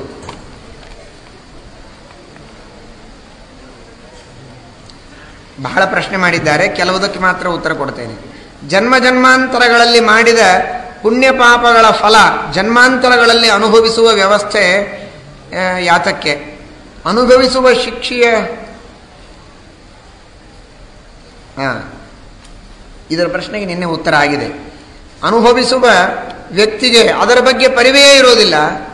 ಕರ್ಮವನ್ನು ಮಾಡಿರ್ತಾನೆ, ಏನೋ ಕೆಟ್ಟ ಕೆಲಸ, ಈ ಜನ್ಮದಲ್ಲಿ ದುಃಖ ಅನುಭವಿಸ್ತಾನೆ. ನಾನು ಮಾಡಿದ ಕೆಟ್ಟ ಕೆಲಸಕ್ಕೆ ನನಗೆ ದುಃಖ ಕೊಟ್ಟಿದ್ದಾರೆ ಅಂತ ಗೊತ್ತಾದರೆ ಅದು ಅವನಿಗೆ ಶಿಕ್ಷೆ ಇದ್ದಾಗ ಅವನಿಗೆ ಗೊತ್ತೇ ಇರೋದಿಲ್ಲ ಏನು ಮಾಡಬೇಕು. ಅದಕ್ಕಾಗೇನೆ ಶಾಸ್ತ್ರ ಶ್ರವಣ ಮಾಡಬೇಕು ಅಂತ ನಿನ್ನೆ ಮಹಾಭಾರತ ಹೇಳಿತು. ಶಾಸ್ತ್ರ ಯಾವ ತರಹದ ಕೆಟ್ಟ ಕರ್ಮಗಳಿಗೆ ಏನು ಫಲ ಅಂತ ತಿಳಿಸುವುದಕ್ಕಾಗೇ ಇದ್ದದ್ದು. ಅಂತಹ ಶಾಸ್ತ್ರಗಳ ಅಧ್ಯಯನದ ಮೂಲಕವಾಗಿ ಯಾವ ವ್ಯಕ್ತಿ ತಿಳಿದುಕೊಳ್ತಾನೆ ಅವನಿಗೆ ತಿದ್ದುಕೊಂಡು ಉದ್ಧಾರವಾಗುವ ಸಾಧ್ಯತೆ ಇದೆ. ಇಲ್ಲ ಅಂದರೆ ಬರೀ ಶಿಕ್ಷೆಯನ್ನು ಅನುಭವಿಸ್ತಾ ಇರಬೇಕಷ್ಟೇ, ಅದಕ್ಕೆ ಉಪಾಯ ಇಲ್ಲ. ರೋಗದಿಂದ ಒದ್ದಾಡುವವರು, ಕುರುಡುತನದಿಂದ ಒದ್ದಾಡುವವರು, ಅದನ್ನು ನಿವಾರಿಸುವುದಕ್ಕೆ ಮತ್ತು ಬೇರೆ ಬೇರೆ ಶಸ್ತ್ರಚಿಕಿತ್ಸೆಗಳನ್ನು ಮಾಡಿ, ಐ ಕ್ಯಾಂಪ್ಗಳನ್ನು ಮಾಡಿ ಅವರಿಗೆಲ್ಲ ನೀವು ಒಳ್ಳೆಯದು ಮಾಡಿದರೆ ಇದು ತಪ್ಪಲ್ಲವೇ ಅಂತ. ಯಾಕೆಂದರೆ ಜನ್ಮಾಂತರದಲ್ಲಿ ಅವರು ಪಾಪ ಮಾಡಿದ್ದಕ್ಕೆ ಕುರುಡರಾಗಿರ್ತಾರೆ, ನೀವು ಕಣ್ಣು ಕೊಟ್ಟರೆ ಹೇಗೆ ಅಂತ ಕೇಳಿದ್ದಾರೆ. ಇದನ್ನು ಆ ಕುರುಡರ ಬಗ್ಗೆ ನೀವು ಯಾರು ಪಾಪ ಕೇಳಿದ್ದಾರೆ ಅವರು ಒಳ್ಳೆಯವರಿದ್ದಾರೆ, ಆದರೆ ಬೇರೆಯವರ ಪರವಾಗಿ ಅವರು ಕೇಳಿದ್ದಾರೆ. ಕುರುಡರ ಬಗ್ಗೆ ಮಾತ್ರ ಈ ಪ್ರಶ್ನೆ ಬಂತೇನೋ? ಹಾಗಾದರೆ ನಿಮಗೆ ಹಸಿವು ಯಾಕಾಗಿದೆ ಅಂತಂದರೆ ಜನ್ಮಾಂತರದಲ್ಲಿ ಪಾಪ ಮಾಡಿದ್ದಕ್ಕೆ ಇವತ್ತು ಹಸಿವಿನಿಂದ ಒದ್ದಾಡ್ತಾ ಇದ್ದೀರಿ. ನಿಮಗೆ ಯಾಕೆ ಅಡುಗೆ ಮಾಡಿ ಊಟಕ್ಕೆ ಹಾಕಬೇಕು? ನಿಮಗೇನಾದರೂ ರೋಗ ಆಗಿದ್ದರೆ ಜನ್ಮಾಂತರದಲ್ಲಿ ಮಾಡಿದ ಪಾಪಕ್ಕೆ ಆಗಿರ್ತದೆ. ದೇವರು ನನ್ನ ಪಾಪಕ್ಕೆ ರೋಗ ಕೊಟ್ಟಿದ್ದಾನೆ ಅಂತ ಮನೆಯಲ್ಲಿ ಕೂಡೋದು ಬಿಟ್ಟು ದವಾಖಾನೆಗೆ ಯಾಕೆ ಹೋಗ್ತೀರಿ? ಆವಾಗ ಈ ಪ್ರಶ್ನೆ ಬರುವುದಿಲ್ಲ. ಇನ್ನೊಬ್ಬರಿಗೆ ಉಪಕಾರ ಮಾಡೋ ಮುಂದೆ ಅಷ್ಟೇ ಇದು ಬರ್ತದ? ಹಾಗಲ್ಲ. ಹಾಗಾದರೆ ಶಾಸ್ತ್ರ ಏನು ಅಂತ ಅವರ ಪ್ರಶ್ನೆ. ಶಾಸ್ತ್ರ ಏನು ಅಂದರೆ ಮೊದಲನೇ ದಿವಸವೇ ನಾನು ಹೇಳಿದೆ, ಇದು ದೇವರ ಜವಾಬ್ದಾರಿ, ನಮ್ಮದಲ್ಲ. ದೇವತೆಗಳು, ದೇವರು ಆಧಿಕಾರಿಕರು, ಅವರ ಜವಾಬ್ದಾರಿ ಇದು. ಯಾರದು ಕೆಟ್ಟ ಕರ್ಮ ಇದೆ ಅದಕ್ಕೆ ತಕ್ಕಂತೆ ದುಃಖಗಳನ್ನು ಕೊಡುವುದಾಗಲಿ ಸುಖವನ್ನು ಕೊಡುವುದಾಗಲಿ ದೇವತೆಗಳು, ದೇವರು ನೋಡ್ಕೋತಾರೆ. ಅದು ಅವರ ಜವಾಬ್ದಾರಿ. ನಾವು ದೇವತೆಗಳಿಗೇನು ಭಾಳ ಸಹಕಾರ ಮಾಡೋದು ಬೇಕಾಗಿಲ್ಲ, ನಮ್ಮ ಹೆಲ್ಪ್ ಬೇಕಾಗಿಲ್ಲ. ನಮಗೇನು ಶಾಸ್ತ್ರ ವಿಧಾನ ಮಾಡಿದೆ ಅಷ್ಟೇ ಮಾಡೋದು ನಮ್ಮ ಕೆಲಸ. ಯೋಗ್ಯನಾದಂತಹ ಸಜ್ಜನ ಕಷ್ಟದಿಂದ ಒದ್ದಾಡ್ತಾ ಇದ್ದಾನೆ ಅಂತಾದರೆ ಅವನ ಕಷ್ಟಗಳನ್ನು ಪರಿಹಾರ ಮಾಡಿ ಅವನಿಗೆ ಉಪಕಾರ ಮಾಡುವುದು ನಿನ್ನ ಕರ್ತವ್ಯ. ಇಷ್ಟನ್ನು ಶಾಸ್ತ್ರ ನಮಗೆ ಹೇಳಿದೆ, ಅದನ್ನು ನಾವು ಮಾಡಬೇಕು. ಹಾಗಾದರೆ ಅವನು ಪಾಪ ಮಾಡಿದ್ದನ್ನು, ಪಾಪಕ್ಕಾಗಿ ದೇವರು ಫಲ ಕೊಟ್ಟಿದ್ದ, ಅದನ್ನು ನಾವು ಮೀರಿ, ದೇವರು ಮಾಡಿದ ಶಾಸನವನ್ನು ಮೀರಿ ನಾವು ಮತ್ತೆ ಉದ್ಧಾರ ಮಾಡಿದಾಗಾಯ್ತಲ್ಲ. ಅವನು ಕುರುಡನಾಗಿದ್ದಾನೆ, ಇದರ ಅರ್ಥ ಜನ್ಮಾಂತರದ ಪಾಪಕ್ಕೆ ದೇವರಿಂದ ಶಿಕ್ಷೆಯನ್ನು ಪಡೆದು ಒದ್ದಾಡ್ತಾ ಇದ್ದಾನೆ. ಡಾಕ್ಟರ್ ಆಪರೇಷನ್ ಮಾಡಿ ಕಣ್ಣು ಕೊಟ್ಟು ಬಿಟ್ಟ ಅಂತಾದರೆ ದೇವರ ಶಾಸನವನ್ನು ಒಬ್ಬ ವೈದ್ಯ ಮೀರಿದ ಹಾಗಾಯ್ತಲ್ಲ. ಇವನಿಗೆ ಅಷ್ಟು ಶಕ್ತಿಯೇ? ಹಾಗಾದರೆ ದೇವರು ಪಾಪ ತನ್ನ ಪಾಪಕ್ಕೆ ಜೀವ ಮಾಡಿದ ಪಾಪಕ್ಕೆ ಫಲ ಕೊಟ್ಟಿದ್ದಕ್ಕೆ ಬೆಲೆನೇ ಇಲ್ಲ ಅಂತಾಯಿತು. ಹಾಗರ್ಥವಲ್ಲ. ಯಾವ ವ್ಯಕ್ತಿಗೆ ಕಣ್ಣುಗಳನ್ನು ದೇವರು ಕೊಟ್ಟಿಲ್ಲ ಅಥವಾ ಬಂದ ಕಣ್ಣಿಗೆ ಪರೆ ಬಂದಿದೆ, ಏನೋ ಒಂದಾಗಿದೆ, ಅದು ಜನ್ಮಾಂತರದ ಪಾಪದಿಂದಲೇ ಆಗಿದೆ ಅಂತ ಒಪ್ಪಿದರೂ ಕೂಡ ಅದಕ್ಕೆ ಇವನು ಶಸ್ತ್ರಚಿಕಿತ್ಸೆಯನ್ನು ಮಾಡಿ ಕಣ್ಣು ಕೊಡ್ತಾನೆ ಅಂದರೆ ಅದಕ್ಕೆ ತಕ್ಕಂತಹ ಪುಣ್ಯವನ್ನು ಅವನು ಮಾಡಿದ್ದಾನೆ ಅಂತ ಅರ್ಥ. ಕೇವಲ ಪಾಪವನ್ನು ಮಾಡಿಲ್ಲ, ಅವನು ಪಾಪವನ್ನೂ ಮಾಡಿದ್ದಾನೆ, ಪುಣ್ಯವನ್ನೂ ಮಾಡಿದ್ದಾನೆ. ತನಗೆ ತಿಳಿಯದೇ ಇದ್ದ ವಯಸ್ಸಿನೊಳಗೆ ಅನೇಕ ವಿಧವಾಗಿರತಕ್ಕಂತಹ ಕಣ್ಣಿಗೆ ಇನ್ನೊಬ್ಬರಿಗೆ ಪೀಡೆಯನ್ನು ಕೊಟ್ಟ, ತೋರಿಸಬಾರದಂತಹ ವಸ್ತುಗಳನ್ನು ತೋರಿಸಿದ, ಕಣ್ಣು ನೋವು ಉಂಟು ಮಾಡಿದ, ಕಣ್ಣಿಗೆ ಏನೋ ಚುಚ್ಚಿದ, ಹೀಗೆ ಬೇರೆ ಬೇರೆ ಪೀಡೆಗಳನ್ನು ಕೊಟ್ಟು ಜನರಿಗೆ ತೊಂದರೆ ಕೊಟ್ಟಿದ್ದಾನೆ ಎನ್ನುವುದಕ್ಕೆ ದೇವರು ಕಣ್ಣು ಕಳೆದ. ಆದರೆ ಅವನಿಗೆ ತಿಳುವಳಿಕೆ ಬಂದ ಮೇಲೆ, ದೊಡ್ಡವನಾದ ಮೇಲೆ, ಇನ್ನೊಬ್ಬರ ಕಣ್ಣಿಗೆ ಪೀಡೆಯಾದದ್ದನ್ನು ಪರಿಹಾರ ಮಾಡಿರ್ತಾನೆ, ಕಣ್ಣಿಗೆ ತಂಪಾದದ್ದನ್ನು ತೋರಿಸಿರ್ತಾನೆ, ಕಣ್ಣಿಗೆ ಹಿತ ಉಂಟು ಮಾಡಿರ್ತಾನೆ, ಉತ್ತಮವಾದ ದರ್ಶನೀಯವಾಗಿರತಕ್ಕಂತಹ ಭಗವಂತನ ಪ್ರತಿಮೆಗಳನ್ನು, ಗ್ರಂಥಗಳನ್ನು ತೋರಿಸಿರ್ತಾನೆ. ಇಂತಹ ಪುಣ್ಯದ ಕೆಲಸನೂ ಮಾಡಿದ್ದಾನೆ, ಪಾಪದ ಕೆಲಸನೂ ಮಾಡಿದ್ದಾನೆ. ಸಣ್ಣವನಿದ್ದಾಗ ಸಣ್ಣವನೋ ದೊಡ್ಡವನೋ ಕೆಲವು ಹೊತ್ತಿನಲ್ಲಿ ಕೆಟ್ಟ ಕೆಲಸ ಮಾಡಿದ, ಕೆಲವು ಸಂದರ್ಭದಲ್ಲಿ ಒಳ್ಳೆಯ ಕೆಲಸ ಮಾಡಿದ. ಹಾಗಾದರೆ ಒಬ್ಬನ ಜೀವನದಲ್ಲಿ ಎರಡು ತರಹದ ಕಾರ್ಯಗಳಾಗಿವೆ. ಇನ್ನೊಬ್ಬರ ಕಣ್ಣಿಗೆ ಪೀಡೆಯನ್ನೂ ಕೊಟ್ಟಿದ್ದಾನೆ, ಇನ್ನೊಬ್ಬರ ಕಣ್ಣಿಗೆ ಹಿತವನ್ನೂ ಮಾಡಿದ್ದಾನೆ. ಹಾಗಾದರೆ ದೇವರ ಜನ್ಮಾಂತರದಲ್ಲಿ ಏನು ಮಾಡ್ಬೇಕು ಅವನಿಗೆ? ಅವನು ಮಾಡಿದ ತಪ್ಪಿಗೆ ಕಣ್ಣು ಕಳೆದದ್ದೂ ಆಯಿತು, ಆಮೇಲೆ ತಿಳುವಳಿಕೆ ಬಂದಾಗ ಇನ್ನೊಬ್ಬರ ಕಣ್ಣಿಗೆ ಹಿತ ಮಾಡಿದ ಪುಣ್ಯದಿಂದ ಕಣ್ಣು ಆಪರೇಷನ್ ಮಾಡಿಸಿ ಒಳ್ಳೆಯದನ್ನು ಮಾಡಿದ್ದೂ ಆಯಿತು. ಅವನ ಪುಣ್ಯ ಪಾಪಗಳನ್ನು ಹೇಗೆ ಹೊಂದಿಸಬೇಕು ಅನ್ನುವುದು ದೇವರು ನೋಡ್ಕೋತಾನೆ, ದೇವರು ಹೊಂದಿಸ್ತಾನೆ. ನೀವು ಅದನ್ನೆಲ್ಲ ವಿಚಾರ ಮಾಡಬಾರದು. ಸೇವೆಯನ್ನು ಮಾಡಬೇಕು ಅಂತ ನಮಗೆ ವಿಹಿತವಾದದ್ದರಿಂದ ನಾವು ಮಾಡಬೇಕು ಎಂಬುದಾಗಿಯೇ ಶಾಸ್ತ್ರ ಹೇಳ್ತಾ ಇದೆ. ಇನ್ನೂ ಅನೇಕ ಪ್ರಶ್ನೆಗಳನ್ನು ಮಾಡಿದ್ದಾರೆ. ನಾಳೆ ನಾಡದ್ದು ಕ್ರಮವಾಗಿ ಉತ್ತರವನ್ನು ಕೊಡೋಣ.